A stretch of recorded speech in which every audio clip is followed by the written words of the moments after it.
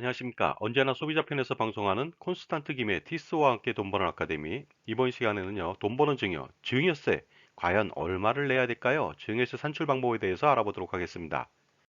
자, 증여세 계산 굉장히 어렵다고 생각하는데요. 이제 쉽게 한번 산출해 보도록 하겠습니다. 그래서 간단 계산법, 그 다음에 증여세 산출의 기준이 되는 원칙 같은 것을 알아보도록 하겠습니다. 만약에 자녀한테 증여를 한다면 증여세는 얼마나 나올까요? 예를 들어서 성년 자녀한테 5천만 원을 증여했습니다. 성년 자녀라고 하는 것은 만 19세 이상인 자녀를 말합니다. 이랬을 때는요, 증여재산 공제를 10년 동안 5천만 원을 해주거든요. 따라서 5천만 원을 증여했지만 증여재산 공제 5천만 원을 공제하다 보니까 증여세는 제로가 나옵니다. 미성년 자녀, 만 19세 미만이 되겠죠. 미성년 자녀한테는 2천만 원을 증여했다. 그러면 10년 동안 증여재산 공제는 2천만 원이 되겠습니다. 따라서 증여세는 한 푼도 발생하지 않습니다.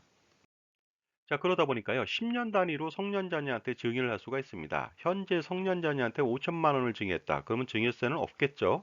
10년 뒤에 성년 자녀한테 또다시 5천만 원을 증여합니다. 마찬가지가 되겠습니다. 그 다음에 다시 20년 뒤에 성년 자녀한테 5천만 원을 증여했다. 증여세는 제로가 나오겠죠? 따라서 어떻습니까? 20년 동안에 3회에 걸쳐서 총 1억 5천을 증여해도 증여세는 발생하지 않습니다.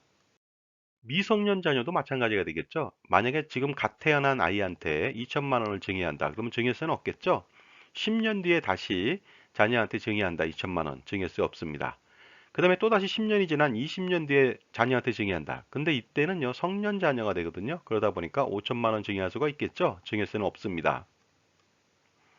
따라서 20년 동안 3회에 걸쳐서 총 9천만 원을 증여해도 미성년자한테요, 증여세는 한 푼도 발생하지 않습니다. 그런데 여기서 10년 합산이란 의미는 무엇일까요? 예를 들어서 수년 동안에 증여를 이렇게 합니다. 그랬을 때 10년 합산은 어떻게 할까요? 이렇게 합니다. 최종 증여일로부터 10년을 역산해서 증여한 기록을 봅니다. 그래서 10년 내 증여했다. 그러면 증여재산을 합산하고 증여재산 공제도 같이 합산하겠죠. 그래서 합산한 금액으로 증여세를 가세한 이후에 기납부 증여세가 있었다면 그것은 세액공제해주면 되겠습니다. 그런데 자녀한테 면세점 증여라고 해서 증여세가 발생하지 않을 정도의 재산을 증여한다. 그러면요, 증여 효과도 없고 상속세 절세 효과도 없습니다. 따라서 자녀한테요, 조금 더 많이 증여해야 되겠죠? 성년 자녀한테 5천이 아니라 1억 5천을 증여한다. 그러면요, 5천만 원 공제받고 1억 원에 대해서 10%, 증여세 1천만 원만 내면 되는데 1억 5천만 원이라고 하는 금액이 넘어가게 됩니다. 그 다음에 성년 자녀한테 5억 5천을 증여한다. 5천 공제받고 5억에 대해서 증여세는 9천만 원을 내지만은 5억 5천이 넘어가죠. 10억 5천을 증여할 수도 있겠죠. 그렇다면요, 증여세는 2억 4천인데요. 10억 5천이라고 하는 상속재산이 빠지게 됩니다. 그 다음에 30억 5천만 원을 증여할 수도 있습니다. 그렇다면 증여세는 꽤 많이 나오네요. 10억 4천만 원이 되겠습니다. 그 다음에 50억 5천을 증여할 수도 있겠죠. 증여세는 무려 20억 4천만 원이지만 증여 효과는 굉장히 클 것으로 판단합니다. 그리고 이번에는 배우자한테 증여해 보도록 하겠습니다. 배우자한테 6억 원을 증여한다. 10년 동안에. 그러면요, 증여재산 공제가 6억 원입니다. 따라서 증여세는 한 푼도 발생하지 않습니다. 그런데 배우자한테 7억 원을 증여한다. 그러면 6억 원 공제하고 1억 원에 대해서 10%, 증여세는 1천만 원만 내면 되겠죠? 이것이 더 효과적인 것 같습니다. 그 다음에 배우자한테 11억 원을 증여할 수도 있겠죠? 그럼 6억 원 빼고 5억 원에 대해서 증여세는 9천만 원이 나옵니다. 이건 더 효과가 있겠네요. 그 다음에 배우자한테 36억 원을 증여했다. 그러면은요, 6억 원 공제 후 30억 원에 대해서 증여세는 10억 4천만 원을 내면 됩니다.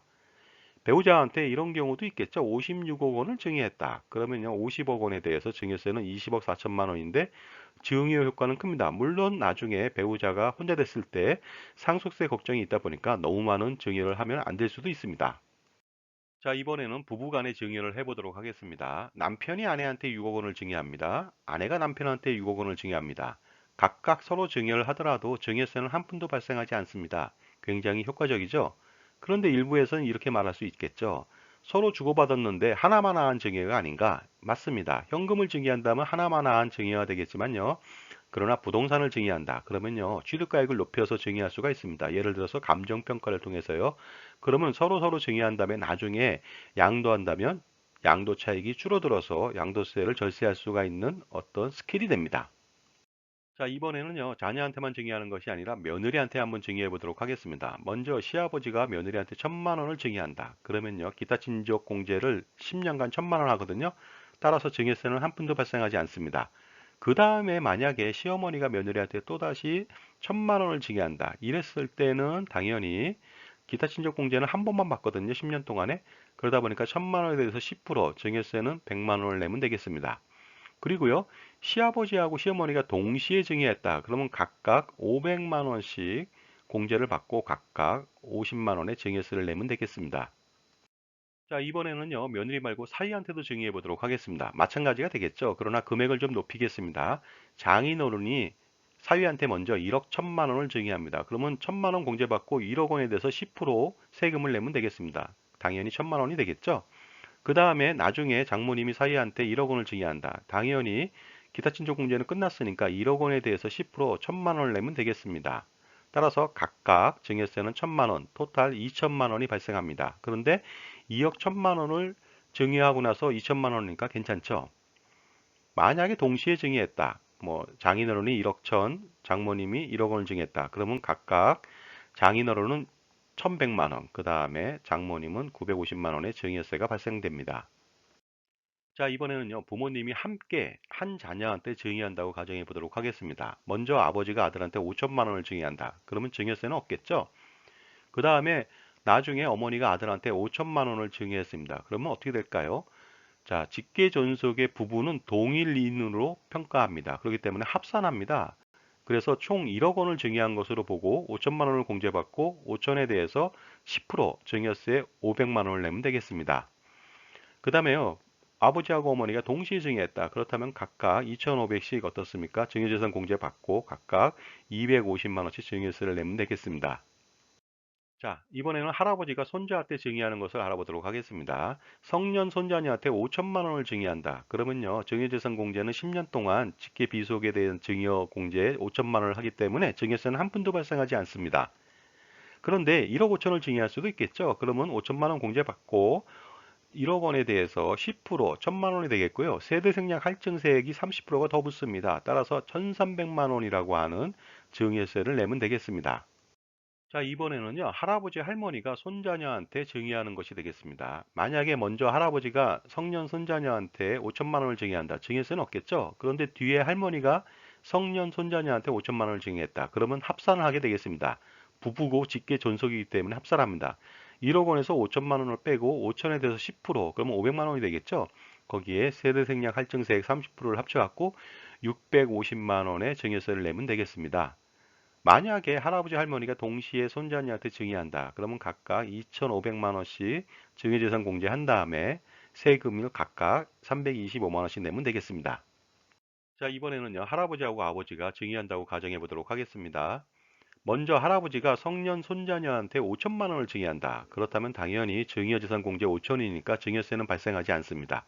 그 뒤에 아버지가 다시 그 손자녀, 자기한테는 자녀가 되겠죠? 5천만 원을 증여한다. 그러면 어떻게 될까요? 바로 뒤에 아버지는요, 증여재산 공제를 한 푼도 받지 못하고 5천만 원의 10% 증여세 500만 원을 납부하면 되겠습니다. 그 다음에 이번엔 거꾸로 먼저 아버지가 증여한 이후에 뒤에 할아버지가 증여하면 어떻게 될까요? 당연히 할아버지는 증여재산 공제를 받지 못하고 500만 원의 증여세에 30%를 할증한 650만 원의 증여세를 내면 되겠습니다. 그 다음에 동시에 증여할 수도 있겠죠. 그러면 할아버지, 아버지가 각각 2,500만 원씩 증여재산 공제받고 할아버지는 325만 원, 아버지는 250만 원의 증여세를 내면 되겠습니다. 여기서 중요한 것은 어떻습니까? 할아버지가 먼저 증여하는 것이 증여세가 500만 원 나오고요. 동시 증여하면 전체적으로 575만 원. 그 다음에 아버지가 먼저 증여하면 650만 원이 나오다 보니까 어떻습니까? 할아버지가 먼저 증여하는 것이 좋겠죠. 그런데 여기서 주의할 점이 있습니다. 바로 할아버지하고 아버지가 증여를 할 때 증여가액을 서로 합산하지는 않습니다. 따로따로 증여세를 산출합니다. 물론 증여재산 공제는 직계존속 합쳐서 10년 동안에 5천만 원까지만 한다는 점도 유의하시기 바랍니다. 흔히들 전문가들도 실수하는 사례가 있습니다.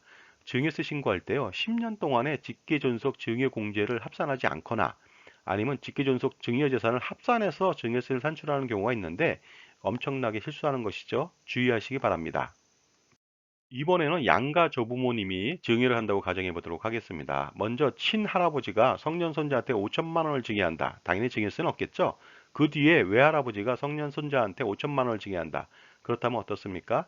각자 계산을 합니다. 그러나 뒤에 그 외할아버지가 성년 손자한테 증여할 때는 증여재산 공제를 한 푼도 받지 못하니까 5천만 원에 10%, 500만 원이 되겠고요. 그 다음에 세대 생략 할증세액 30%까지 합쳐갖고 650만 원의 증여세를 내면 되겠습니다. 그리고 친할아버지하고 외할아버지가 동시에 증여한다. 그러면 동시에 증여했기 때문에 증여재산 공제는 2,500만 원씩 하고요. 그 다음에 각각 어떻습니까? 325만 원씩 토탈 650만 원의 증여세를 내면 되겠습니다. 자, 제 정보가 만족스러우셨다면요. 구독과 좋아요 부탁드리겠습니다. 계속하겠습니다. 자, 이번에는요, 형이 동생한테 증여할 수도 있겠죠? 동생한테 1,000만 원을 증여합니다. 10년 동안에. 그렇다면요, 기타 친족 공제 1,000만 원을 공제받다 보니까 증여세는 한 푼도 발생하지 않습니다. 이번에는 동생한테 1억 1,000만 원을 증여해 볼까요? 그러면 1,000만 원 공제받고요. 1억 원에 대해서 10% 증여세는 1,000만 원만 내면 되겠습니다. 자, 이번에는요, 동생한테 5억 1,000만 원을 증여하는 형도 있네요. 이렇게 된다면 1,000만 원 공제받고 5억 원에 대해서 증여세는 9천만 원을 내면 되겠습니다. 삼촌이 조카한테 증여하는 경우도 있습니다. 조카한테 1,000만 원을 증여한다. 그러면 기타 친족 공제로 1,000만 원 공제를 받습니다. 그렇기 때문에 어떻습니까? 증여세는 한 푼도 발생하지 않습니다. 그런데 삼촌이 조카한테 1억 1,000만 원을 증여한다. 그러면 1,000만 원 공제받고 1억 원에 대해서 10% 증여세는 1,000만 원을 내면 되겠습니다. 조카한테 5억 1,000만 원을 증여하는 경우도 있겠죠. 1,000만 원 공제받고 5억에 대해서 증여세는 9천만 원을 내면 되겠습니다. 자, 이번에는요, 숙부 부부가 증여하는 경우가 되겠습니다. 만약에 먼저 숙부, 작은아버지가 조카한테 1,000만 원을 증여한다. 그러면 증여세는 없겠죠? 뒤에 숙모님이 조카한테 증여를 합니다. 1,000만 원을. 그렇다면요, 어떻습니까? 1,000만 원에 대해서 공제받지 못합니다. 그렇기 때문에 10% 증여세 100만 원을 내면 되겠습니다. 이때 주의할 점은요, 숙부하고 숙모는 각각 다른 사람입니다. 비록 부부지만 동일인으로 취급하지 않습니다. 왜냐하면요, 숙부와 숙모는 본인의 직계 존속이 아니기 때문에 그렇습니다. 만약에 동시에 증여한다, 그러면 각각 50만 원씩 증여세를 내면 되겠습니다. 이번에는 많은 친척들이 나한테 증여할 수도 있겠죠? 10명이 나한테 1,000만 원씩 증여합니다. 그러면 최초에 증여한 사람 1,000만 원은 증여재산 공제를 받으니까 증여세가 없고요. 9명은 각각 증여세를 100만 원씩 내면 되겠습니다. 이번에는 10명이 나한테 1억 원씩 증여한다고 가정해 볼까요? 최초 증여자는 1,000만 원 공제받고 증여세는 900만 원이고요. 나머지 9명은 증여세가 각각 1,000만 원씩 발생합니다. 굉장히 효과적으로 증여할 수가 있겠죠? 이번에는 10명이 나한테 5억 원씩 증여한다고 가정해 볼까요? 그러면 최초 증여자는요, 1,000만 원 공제받고 증여세는 8,800이고요. 그 다음에 나머지 9명은 증여세 9천만 원씩 내면 되겠습니다. 그 다음에 10명이 나한테 10억 원씩 증여할 수도 있겠죠? 최초 증여자는요, 1,000만 원 공제받고 2억 3,700만 원의 증여세를 내야 되고, 9명은 각각 증여세를 2억 4천만 원씩 내면 되겠습니다. 자, 이번에는요, 재혼 가정이 많다 보니까 계부와 계모가 그 의붓 아들한테 증여를 하는 경우도 있겠죠. 5천만 원을 증여한다. 그렇다면요, 직계존속 공제처럼 5천만 원을 공제해 주기 때문에 증여세는 한 푼도 발생하지 않습니다. 물론 계부와 계모는 직계존속은 아니지만 거기에 가름하죠. 이번에는 아버지와 계모가 아들한테 증여를 한다고 가정해 보도록 하겠습니다. 아들한테 각각 5천만 원씩 증여한다고 봤을 때 먼저 증여한 아버지는 증여세가 없습니다. 증여재산 공제 5천만 원 공제받으니까요. 뒤에 증여한 계모는 공제받을 수가 없습니다. 따라서 5천만 원의 10%, 500만 원의 증여세를 발생하는데 이때 따로따로 계산한다는 점 유의하시기 바랍니다. 왜냐하면 계모는 직계존속이 아니기 때문에 그렇습니다. 하지만 증여재산 공제는 직계존속으로 5천만 원만 공제합니다. 자, 이번에는요, 10년 동안 여러 번 한 사람한테 증여하는 경우를 알아보도록 하겠습니다. 이럴 때는 증여재산가액을 합산해서 증여세를 다시 산출합니다. 그리고 기납부한 증여세가 있으면 세액공제를 해줍니다. 예를 들어 보겠습니다. 성년자녀한테 10년 동안에 5억 원 증여했다가 다음에 또 5억 원을 증여합니다. 이랬을 때 먼저 증여한 것은요, 5억 원에 대해서 증여세는 8천만 원이 나오게 됩니다. 두 번째 증여한 5억 원은 합산합니다. 따라서 합산한 증여세가 2억 2,500만 원인데 기납부 증여세는 빼줍니다. 8천만 원을 빼주는데 이때 3% 세액 공제 전에 증여세를 공제해 준다는 점도 유의하시기 바랍니다. 그렇게 해서 두 번째 증여했을 때는요. 1억 4,500만 원이라고 하는 증여세를 추가 부담해야 됩니다. 이상해서 다양한 방법의 증여세를 산출해 봤습니다. 그런데 증여에는 원칙이 있으니까 주의하시기 바랍니다. 첫 번째 원칙이 되겠습니다. 저평가 자산을 증여하는 것이 가장 효과적입니다. 그 다음에 상승 여력이 많은 자산을 증여해야 되겠습니다. 그래서 보유재산 평가를 잘하고 예측을 잘해야 되겠죠. 두 번째 원칙은요. 여러 명한테 증여하고 여러 명이 한 사람한테 증여하는 것이 중요합니다. 그렇게 된다면요. 증여세 과세 표준을 낮추기 때문에 증여세를 굉장히 낮출 수 있고 보다 많은 증여재산을 이전시킬 수가 있습니다. 다음은 증여원칙 세 번째가 되겠습니다. 이번에는요. 10년 단위 증여보다는요. 한꺼번에 많이 증여하는 것이 되겠는데요. 이유는 무엇일까요? 바로 이겁니다. 10년 단위 증여하면요. 증여한 이후에 바로 사망하는 경우에는 상속세를 피할 수가 없습니다. 그리고 더 중요한 것은요. 10년 단위 증여하면 그동안 어떻습니까? 10년 동안 증여하지 않은 재산이 가치가 엄청나게 뜰 수가 있거든요. 그러다 보니까 어떻습니까? 한꺼번에 많이 증여하는 것이 좋겠고요. 그 다음에 한꺼번에 많이 증여하면 부모님의 재산권을 상실할 수가 있으니까 효과적으로 부분 증여 같은 것을 선택하면 되겠습니다. 이번에는 네 번째 증여 원칙이 되겠습니다. 똑똑한 증여보다는 현명한 증여를 하자. 이 말은 무슨 말이냐면요. 세금만 무턱대고 줄이는 것은 중요하지 않다는 것이 되겠습니다. 따라서 증여 대상, 증여 순서, 증여 재산, 그 다음에 증여 방법, 그 다음에 증여세 재원 마련 등 여러 가지를 고려해서 현명하게 대처할 필요가 있습니다. 자, 증여 원칙 다섯 번째는요. 상속공제 항목을 잘 살펴보고 상속세 추이를 고려해서 증여해야만 됩니다. 무턱대고 증여하면 실패할 수가 있거든요. 왜냐하면요. 증여하지 않아도 될 것을 미리 증여해서 나중에 상속공제를 받지 못할 경우도 있기 때문에 그렇습니다. 자, 그리고 증여 원칙 여섯 번째는요. 사전 증여 전략과 동시에 상속세 마련 전략을 세우는 것이 중요합니다. 왜냐하면요. 사전 증여 이후에 바로 사망할 수도 있거든요. 그랬을 때 상속세를 피할 수가 없습니다. 그래서 바로 상속세 마련 전략을 세워야 되겠고요. 상속세 마련 전략을 세우게 된다면 다 증여할 필요가 없습니다. 왜냐하면 상속세를 미리 준비했기 때문에 그렇습니다.